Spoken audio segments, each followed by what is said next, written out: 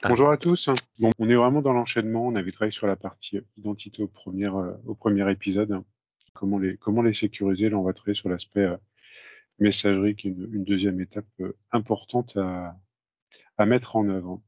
Petit récap de l'agenda là, de ce créneau. On verra quand même les protections natives qu'on a dans l'environnement, les protections avancées. On va pouvoir travailler plus. Un topo sur les licences. Jamais très simple de s'y retrouver dans ce monde. Petit focus sauvegarde, une partie conclusion, questions-réponses à la fin. Donc, vous aurez un temps si vous souhaitez poser des questions à la fin de ce webinaire. Si on reprend un petit rappel quand même sur l'introduction, hein, c'est surtout lié à ce qu'on vit actuellement, le nombre d'attaques est en constante augmentation. Je pense que vous le constatez vous-même régulièrement auprès de vos utilisateurs, hein, avec les campagnes de phishing ou d'usurpation d'identité, ou moins de tentatives d'usurpation d'identité qu'ont pu subir pas mal de clients dernièrement.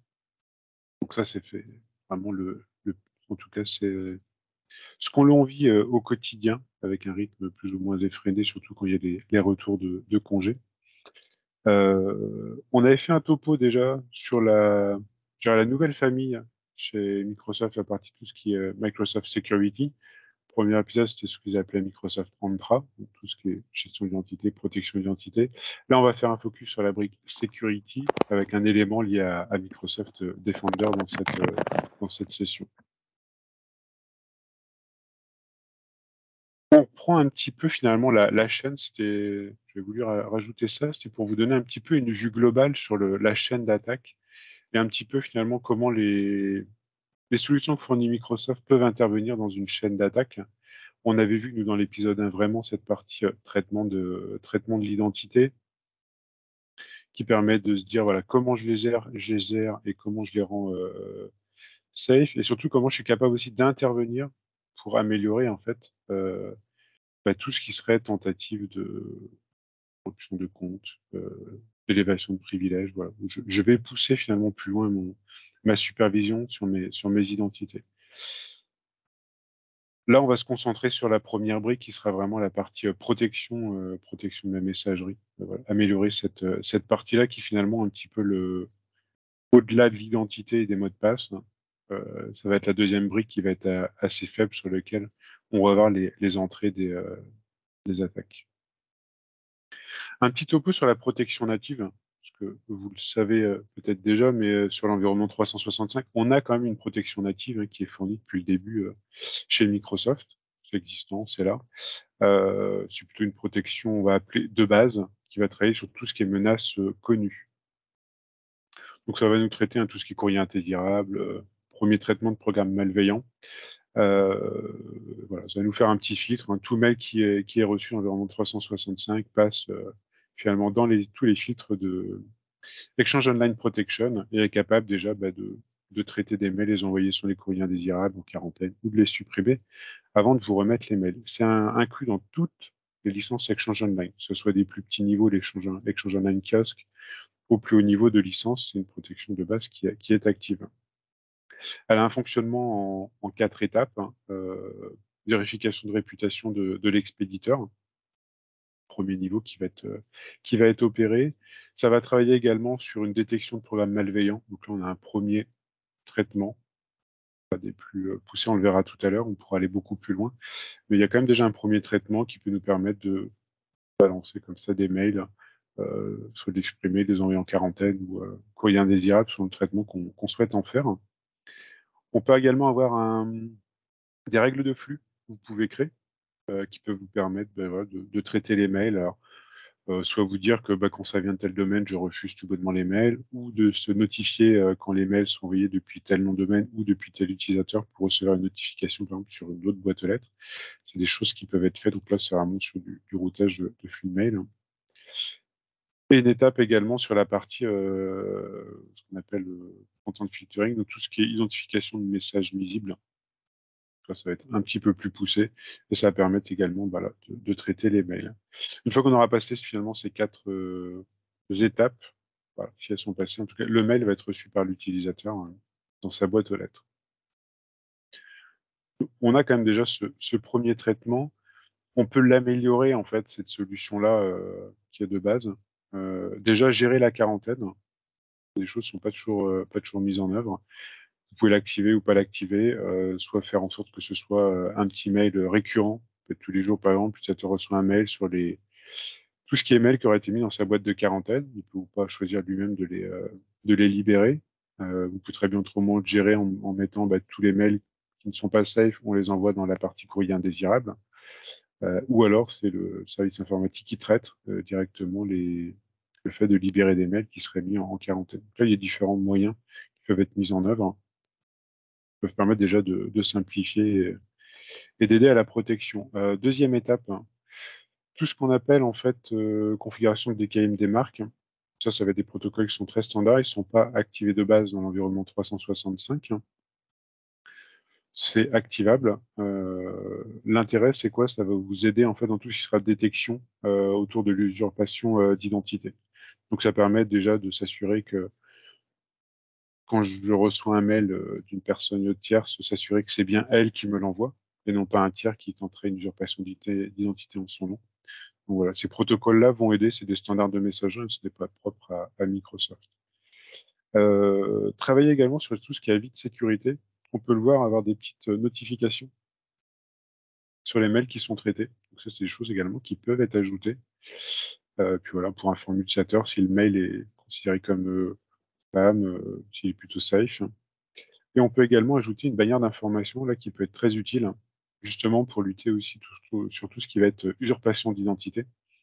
Une bannière d'information pour ajouter un petit bandeau, comme on le voit ici, sur tout mail qui proviendrait de l'extérieur de votre organisation. Ça permet justement, en cas d'usurpation d'identité, vous recevez un mail au nom d'un de vos collègues, de vous informer que finalement ce mail il provient de l'extérieur.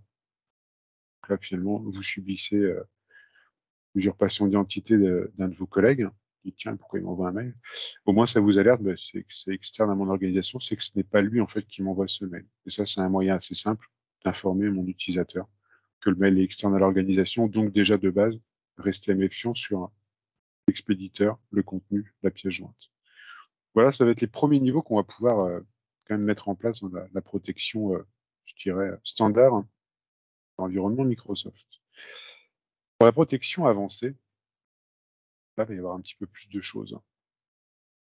Déjà, l'idée, ça va être de travailler au-delà des menaces connues sur tout ce qui est les menaces inconnues et de ne pas traiter uniquement que la partie messagerie, mais traiter l'ensemble des applications dans Office 365. C'est-à-dire qu'on va pouvoir aller un peu plus loin et intervenir sur tout ce qui va être Teams, Back-Office, OneDrive, SharePoint.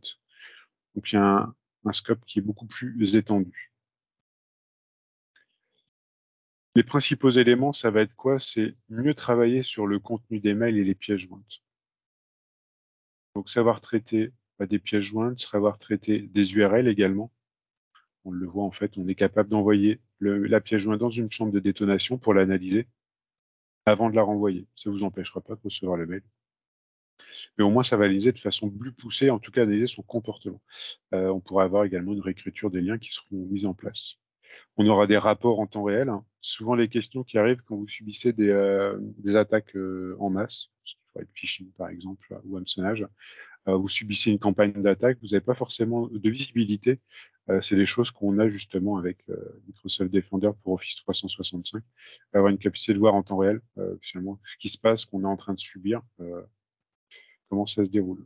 On aura des fonctionnalités après plus poussées d'investigation et de réponse aux menaces, en tout cas comment je suis capable de réagir également de façon manuelle ou de façon automatisée. Ça ne remplace pas Exchange Online Protection, hein, c'est vraiment une protection qui est complémentaire et qui vient s'additionner. Quand on le positionne, globalement, c'est dans un environnement Microsoft 365 où vous avez la messagerie. Soit on va compléter la protection avec Microsoft Defender pour Office 365, soit ça peut très bien être une solution tierce. Dans tous les cas, l'idée, c'est de s'orienter avec une protection qui va mieux travailler quand même et aller beaucoup plus loin sur la protection qui est amenée aux utilisateurs. La première étape, ça va être la partie prévention et détection. Là, plusieurs déjà moyens, fonctionnalités qui sont activées en plus. Ça va permettre de mieux vous protéger sur tout ce qui va être usurpation d'identité, usurpation de domaine, tentative d'hameçonnage. L'idée, c'est de beaucoup mieux travailler. Vous allez avoir beaucoup de règles complémentaires qui sont disponibles par rapport à ce qu'on peut avoir de base et qui vont permettre de mieux protéger notre utilisateur et surtout mieux les informer sur des choses qui peuvent se passer. Donc, il y aurait beaucoup plus d'investigation. L'élément qui est vraiment très important, c'est le traitement des pièces jointes. C'est un des gros vecteurs en fait d'attaque quand on reçoit des mails. Quand nos utilisateurs vont recevoir des mails, l'avantage ici, c'est qu'ils vont vraiment être analysés, exécutés, et on va voir leur comportement justement dans cette chambre de détonation. Donc mon utilisateur va recevoir son mail, sa pièce jointe sera en cours d'analyse. Il ne l'aura pas immédiatement, pour un petit temps, mais au moins il peut toujours lire le contenu du mail qui lui aura déjà été analysé. Donc ça, c'est un premier élément assez important qui s'opère. Le deuxième, en fait, on voit assez régulièrement, c'est tout ce qui est protection au clic. Finalement, quand c'est pas la pièce jointe qui tenterait d'avoir un programme malveillant en fait à l'exécution de la pièce jointe sur mon poste pour installer un mini-programme et donner une porte d'accès aux hackers, ça peut être les URL, les URL qui vont être utilisées pour faire du vol d'identifiant, mot de passe. Si j'ai pas mis de MFA comme ça, tout va se passer bien pour le hacker derrière. L'idée, c'est aussi de protéger l'utilisateur contre ce clic. C'est pas toujours très simple d'identifier que le mail est faux ou non. Déjà, ça va permettre de l'aider et d'analyser les URL. Donc l'URL, elle est analysée, et c'est à chaque clic que ça sera analysé. C'est pas au premier clic, c'est à tous les clics. Vous pouvez l'ouvrir 10 fois, 20 fois, 40 fois. À chaque fois, en fait, l'URL sera analysée. Ça marche pas que dans les mails, je vais préciser, ça marche aussi dans les applications Microsoft. Vous ouvrez une URL qui est dans un document Word, Excel, PowerPoint, l'URL va être analysée à chaque clic. Pareil quand c'est des URL qui seront publiées dans Teams. Et là, ça peut faire référence aussi aux URL qui pourraient, dès que vous ouvrez, en tout cas des canaux, des équipes avec des partenaires, au moins les URL qui viendraient de l'extérieur, qui seraient publiées sur les canaux et chats, seraient analysés. C'est pour ça qu'on parle de protection beaucoup plus globale que uniquement la messagerie. Au niveau investigation, je vous ai précisé à chaque fois les plans de licence. De se entendre, on en reparlera à la fin. Au niveau investigation, on aura également des tableaux de bord qui vont être un peu plus poussés sur nos utilisateurs. Est-ce que certains sont plus à risque que d'autres? Est-ce qu'on reçoit pas mal d'attaques? Est-ce qu'elles sont plutôt plus ciblées sur certains utilisateurs? Est-ce qu'il y a une récurrence sur des attaques que l'on peut subir? Donc l'idée, c'est de nous donner une bonne vision, en tout cas, sur notre environnement. On aura des rapports en temps réel, voilà, donc vraiment pour voir tout ce qui se passe, selon les typologies également d'attaques qui pourraient s'opérer. Ça donne vraiment une bonne vue. Il y a des fonctionnalités également complémentaires qui peuvent être activées au souhait, en tout cas qui peuvent permettre à l'utilisateur de lui-même être actif sur le signalement de mail. Il a un doute sur un mail qu'il a reçu, qui n'aura peut-être pas été traité par la solution. Je retire en sécurité, on fera toujours que du 99%, on n'aura jamais de 100% de capacité à éliminer la menace. Donc après, on peut aussi rendre actifs nos utilisateurs et les administrateurs, hein, bien évidemment, pour faire eux-mêmes une déclaration ou signaler en tout cas des mails qui ne sont pas safe. Réponse et remédiation. Donc là, ça va plutôt être sur finalement comment je vais être capable d'agir par rapport à une attaque qui est en cours, par rapport à une détection qu'il y a pu avoir. Comment j'agis? Je vais pouvoir avoir du traitement manuel, donc voilà, définir des actions en fait sur comment j'ai réagi face à telle attaque. Est-ce que j'envoie, est-ce que je supprime, est-ce que j'envoie dans les courriers indésirables? Euh, Est-ce que finalement je vais lancer des actions qui peuvent être automatisées? Donc là, je vais avoir plein de playbooks qui vont déjà être disponibles. Je peux même aller après en ajouter. Mais je pourrais m'appuyer sur des playbooks justement pour automatiser l'investigation et surtout l'action en fait qui va s'entreprendre derrière. On aura également capacité à avoir une vue qui peut être assez précise sur les emails, voilà, investiguer les actions qu'on aurait entreprises par rapport à ces emails et s'il y avait des posts qui auraient pu être corrompus. Tout ça après peut se lier avec les autres briques de sécurité de l'environnement Microsoft Defender. Et on aura également capacité à faire des actions de correction. Donc ça peut être des actions de correction post livraison du mail à l'utilisateur. Il peut très bien les avoir déjà reçus. On remarque qu'on est en train de subir une attaque. Ça peut pas forcément été bloqué. On prend le fait de dire je vais agir, je vais bloquer et je veux supprimer ces mails-là. Je suis capable de le faire et d'enchaîner derrière une suppression sur l'ensemble des boîtes mail de mes utilisateurs. À condition que ce soit pas déjà classifié dans les courriers indésirables, parce que ça veut dire qu'il a été traité. Je suis capable d'agir post-traitement et en tout cas action que j'aurais pu mettre en œuvre.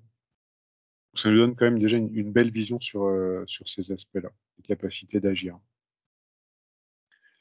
Le dernier point qu'on a, ça sera la partie sensibilisation et formation. Finalement, on a amené beaucoup de protection à l'utilisateur.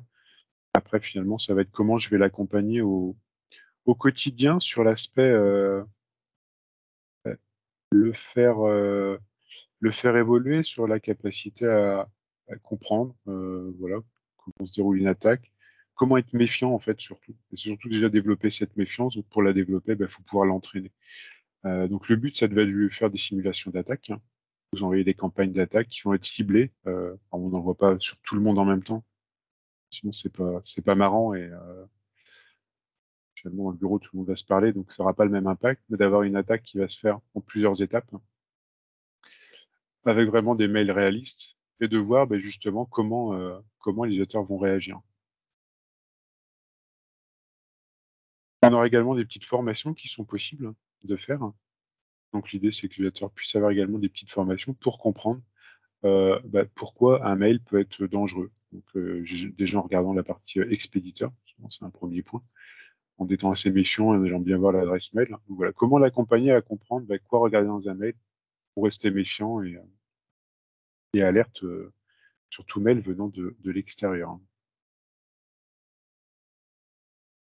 Et on aura également tout ce qui est tableau de bord pour le suivi. Donc l'idée étant de voir comment finalement nos utilisateurs réagissent et surtout d'agir sur ceux qui sont plus enclins finalement à cliquer. Donc on le voit après, ce qui est intéressant, c'est l'aspect ouverture du mail. Vous avez un mail déjà qui arrive dans Outlook. Est-ce que je clique dessus quand je vois déjà juste l'intitulé du mail? Est-ce que je vais l'ouvrir ou pas? Au-delà de l'ouverture du mail, est-ce qu'il a été transféré? Est-ce qu'il a cliqué sur l'URL? Donc tout ça va permettre de se donner comme ça un petit peu des tendances, un groupe d'utilisateurs qui sont plus à même, eux, de bien agir, et puis certains qui vont avoir besoin un peu plus d'accompagnement. Ça permet comme ça de cibler où positionner les efforts euh, pour, euh, pour aider mes utilisateurs à être plus alertes vis-à-vis des menaces. Un point qu'on oublie souvent dans l'environnement Microsoft 365, c'est la sauvegarde. Alors là, c'est au-delà de Microsoft Defender pour Office 365. C'est vraiment juste un rappel sur se dire, par défaut, dans l'environnement 365, on va avoir uniquement de la rétention. Vous avez une rétention qui varie entre 30 à 60 jours sur tout ce qui est mail, documents. C'est vous les responsables des données en cas d'altération des données, de perte de données, de cryptage de données. Ce n'est pas Microsoft qui est responsable, ce n'est pas eux qui agiront et qui vous restaureront les données et qui vous rembourseront. De ça, même si on se dit, voilà, 30 à 60 jours de rétention, c'est plus que ce que j'avais avant en capacité sur mes sauvegardes, ça reste que ce n'est pas de la sauvegarde.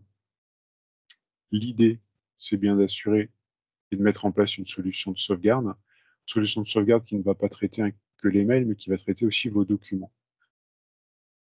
Et au moins, c'est là que vous allez pouvoir une rétention qui va être beaucoup plus longue, 1 an, 3 ans, 5 ans, 7 ans, selon vos enjeux, et surtout d'avoir une donnée qui est sortie de l'environnement Microsoft 365. Donc, soit positionné sur un environnement que vous avez en local chez vous, soit positionné dans une solution SaaS tierce, et ça vous permet comme ça d'avoir des points de sauvegarde externes et d'avoir capacité à restaurer les données. Ça, c'est assez important.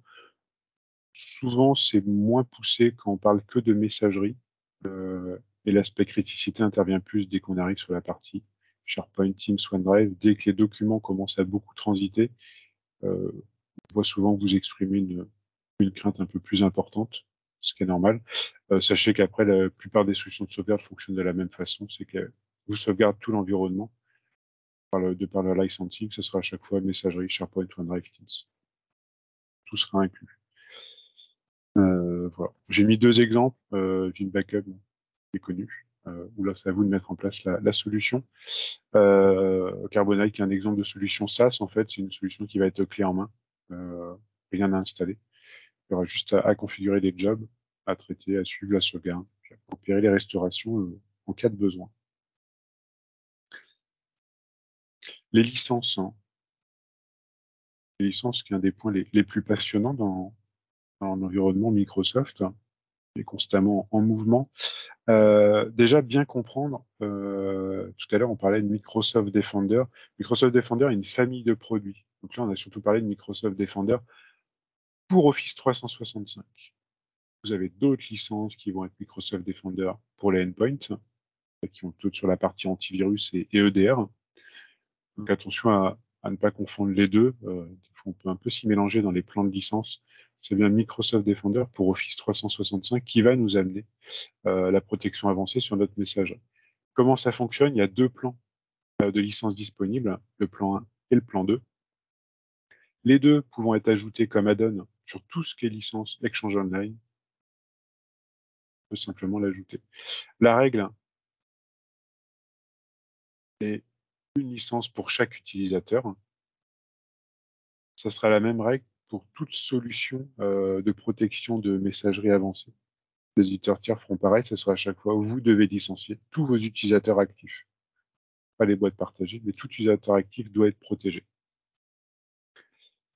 On peut retrouver la licence Microsoft Defender pour Office 365 plan 1 dans la suite Business Premium et uniquement dans la suite Business Premium. Tous les autres plans, ce sera en add-on, sauf si j'ai la chance d'avoir un M365 Enterprise E5 où là, j'ai directement la version P2 qui est disponible. Voilà, pour tous les autres, ce sera au traitement à l'unité en add-on. La comparaison des licences, alors on pourrait le revoir un petit peu à tête reposée, mais c'est de se dire, en fait, finalement, sur mon plan 1, je vais avoir vraiment tout ce qui est protection et détection. Donc, je fais le premier niveau, le traitement des pièces jointes, les URL. Voilà. J'ai quand même également une vue en temps réel si je subis des attaques. Donc, j'ai déjà un premier niveau ici de protection qui est disponible. Si je vais sur le plan 2, bah, finalement, je vais aller ajouter des choses en plus, qui sera plus sur tout ce qui est investigation, tout ce qui est l'aspect formation également, et la réponse à un incident qui va être disponible. On est déjà sur une licence qui est beaucoup plus avancée, un peu plus onéreuse également. La plan 1, vous l'avez dans le Business Premium, elle est représentée ici. On a également les mêmes fonctionnalités. C'est normal vu qu'elle inclut dedans. Et après, dès que vous êtes en Enterprise E5 ou A5 pour l'éducation, vous êtes sur un équivalent plan 2, avec des fonctionnalités un peu plus poussées sur l'aspect qu'on voit ici, ce qu'on appelle les documents sécurisés, ce qui est normal en fait, parce que ça fait suite à l'activation dedans de Microsoft Defender for Endpoint, qui est une solution de protection sur le poste, antivirus plus EDR, et qui amène plus de protection au niveau des documents, donc qui permet d'être couplé.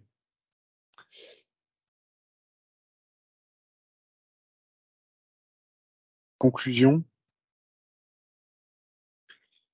l'idée c'est quoi? C'est de bien améliorer finalement la sécurité sur l'environnement Microsoft 365.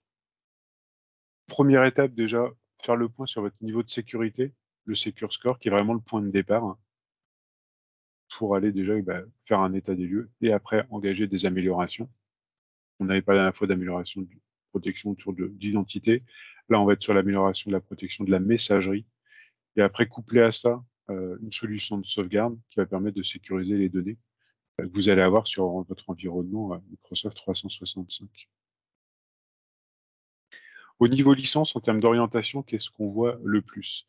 Si vous êtes une organisation de moins de 300 utilisateurs, l'idéal et en tout cas la recommandation qu'on fera, ce sera d'aller sur un pack Microsoft 365 Business Premium. Pourquoi? Parce qu'au-delà d'inclure la partie Office 365, enfin Microsoft Defender pour Office 365 plan 1, qui va vous permettre justement de traiter la protection de messagerie, on aura également tout ce qui sera protection d'identité qui s'intégrait dedans, qu'on avait déjà vu, et également sur la protection et gestion des périphériques, qu'on verra au prochain épisode. Donc l'intérêt là, c'est que vraiment ça permet d'avoir une protection assez globalisée sur une tarification intéressante, on va dire. Si vous avez plus de 300 utilisateurs, là, on va plutôt faire la recommandation de le prendre en add-on. Pourquoi? Parce que la M365 E5 peut être assez, important en termes de coût par rapport à tout ce qu'il va inclure dedans. Peut-être que vous y arriverez à terme, mais en première étape, si on veut jauger l'aspect comment se sécuriser en ayant quand même aussi une maîtrise du budget, ça va être intéressant là plutôt de le prendre en add-on, soit sur un Office 365 E1, E3. Vous pouvez le prendre en add-on sur un pack M365 E3 également. Ça permet d'avoir un petit peu plus de souplesse et une maîtrise des coûts sur cette partie-là. Donc voilà, c'est les scénarios qu'on voit le plus couramment, en tout cas chez les, voilà, chez les clients, en tout cas par rapport aux typologies. Vous pouvez les prendre également en add-on, hein, sur des licences, F1, Microsoft 65 F1 ou, surtout F3. Ça peut également être mis en add-on. Voilà pour ce tour d'horizon de Microsoft Defender, pour Office 365 et la protection de l'environnement, messagerie collaboratif. Merci.